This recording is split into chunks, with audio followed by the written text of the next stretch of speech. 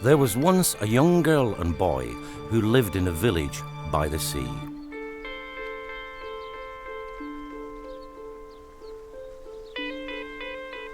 One day, the spirit of the north lured the girl away to be his wife. There she remained, lonely and afraid, until one night her brother rescued her.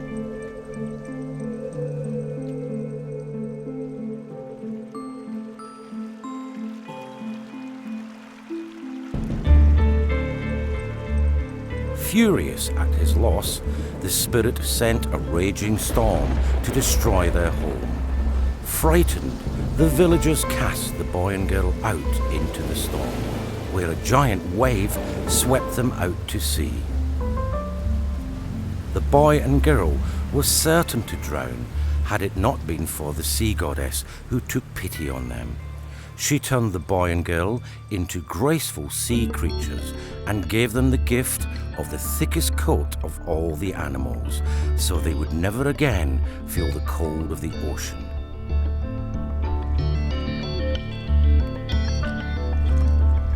So if you ever meet an otter raised from the water, watching you with a playful glint in its shining eyes, greet it kindly, for it is one of your furred brothers or sisters of the sea.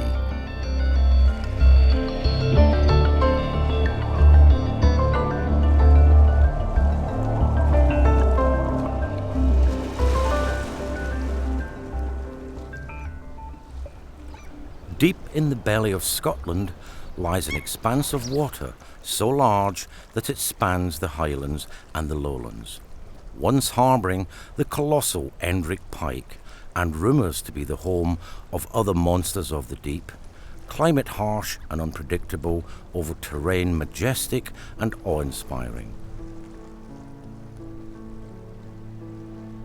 Here we will follow the lives of the otter.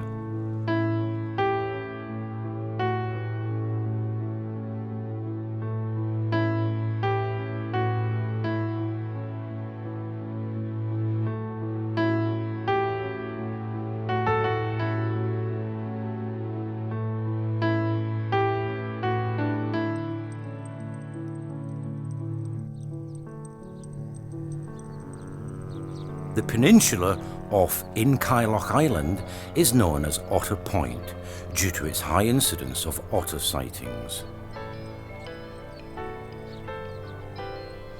If you're looking for an otter in the wild, it's those remnants of their former presence which you look for. So you look for the footprints, the pads, which you'll see the webbing, which are particularly unusual. Then they have these long tails, these long muscular tails, which almost act like propellers, to move really quickly in the water when they're chasing eels and fish. They have very thick fur. They have 2 layers of fur, which, firstly, that helps them remain warm. Also, when you see otters underwater and you see the bubbles, sort of a chain of bubbles going to the surface, that's the air which has been locked within that fur to keep them warm. And to a certain extent make them buoyant. It's more so in sea otters, but also Eurasian. They're very, very sharp teeth, which allows them to basically crunch into crustaceans. Their whiskers are something else. They've got these really long whiskers. You see a cat and think, oh wow, look at them. You see an otter and they go across the whole face. And again, that's for when they're underwater, it senses the prey. So if they're after fish, that helps sense where those prey animals are. Otters have few natural predators and have even been known to impose their numbers on those of their close mustelid cousin, the mink. We've noticed that wherever we get high otter activity, the mink activity dwindles. But mortality sightings have also increased. Sadly, we had a story last year about an otter being caught in a net in Loch Lomond. It was being used by the research station for Glasgow University, the net, for fish sampling.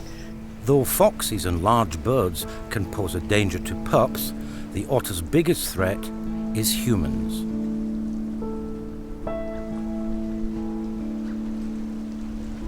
Otter numbers in the county of Warwickshire are certainly increasing, and they're increasing to a level that's causing some alarm amongst the angling community, especially those with commercial carp fisheries, where it's certainly true that from time to time otters will take some of the carp from those fisheries, more or less in the same way that a fox, if it was allowed open access to a poultry farm, would take a few hens.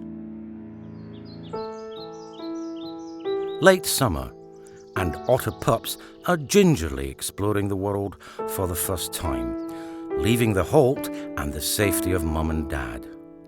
The pups must quickly learn the dangers represented by humans, or death will be almost inevitable. With a rapidly increasing human population, roadways are expanding, infringing on habitats and serving as a major hazard to wildlife, including otters. But not all humans are predators. Wildlife support agencies rely on members of the public to report incidents of injured or distressed otters. Completely reliant on the public being our eyes and our ears. Without the general public, Scotland's a massive area. We just can't drive around everywhere. In 2012, the Scottish Society for the Protection of Cruelty to Animals received 195,000 calls. One such incident saw a concerned woman reporting an otter being attacked by birds. As the SSPCA arrived, she had scared the birds away, and the otter, hidden beneath a shed, was exhausted. The otter was rescued and taken to a rehabilitation centre. One such centre is the New Forest Wildlife Park. We have been operating as an otter rescue centre or sanctuary for the past 15 years, basically due to the love and compassion that our owners have for otters and ours as well. These rehabilitation centres commonly take on orphaned pups, their parents killed by predators or natural disasters. Their release rates are upward of 90%. With any wild animal, you want human contact to be kept to an absolute minimum, and you want to encourage as much natural behaviour as possible, so that when it's returned back to the wild, it's basically a fully formed wild animal.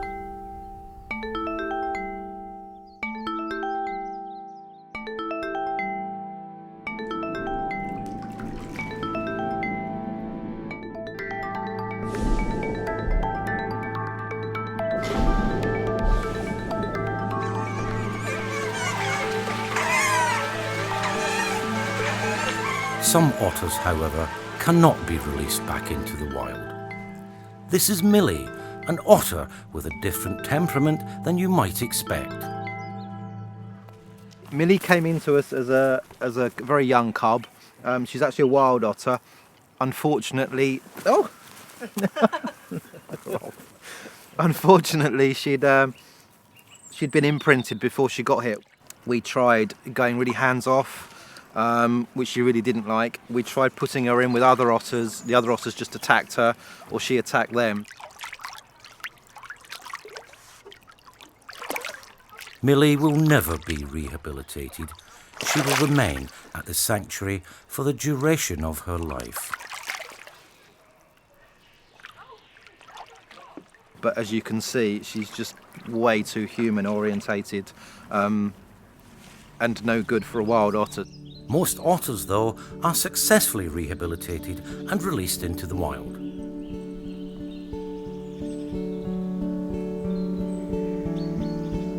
From the birth of the Otter Recovery Project in 1999, volunteers built a string of artificial otter holes to replace those destroyed by the construction of flood defences. So this is one of the latest kind of otter holts we've been installing on smaller streams like this one. One of the things that we do as part of the Otter Task Force is to monitor the distribution of otters in the county, and we do that basically by analysing their poo. It's called spraint, that's the technical term for it. This is your stereotypical kind of spraint, and this is exactly the right location for it. Volunteers document all signs of otter activity every 6 months to track population movements. Today, there is a completely different picture. Nowadays, the recovery is so complete that we can find the evidence of otters under this bridge virtually all of the time. However, recovery units are steadily witnessing an annual intake, which is also rising, because sometimes good intentions are as damaging as bad ones. It's people thinking that the animal's injured and then going and disturbing it, and obviously that's a big problem as well. These animals are the great adapters, perfectly formed for life above and below the waves. Where they will thrive is where we step back and enjoy their elegance and beauty from a distance. Otters are representative of conservation in this country and how good, by working together, we can actually protect species. The important thing about otters is that they are a mysterious, almost really unique animal to see. You rarely see them in the wild, and when you do, it's such a magical experience. You get to see them for the first time. You take that breath in and you see it in the water. You know, it's something which, even today, it's like seeing these legendary, mythical beasts from the past. And actually seeing them in the wild is, you know, something really to enjoy. A young fisherman sat wearily at the river's edge. No fish were biting that day, nor the days prior, and his family were hungry, when suddenly a strange thing caught his eye. A slender form dancing through the river, quick yet elegant. The fisherman watched the strange thing as it rose from the water and stood before him. "What are you?" he asked. "I am the Otter King," it replied, "and I will grant you any one wish." He studied the creature carefully, took a deep breath and replied,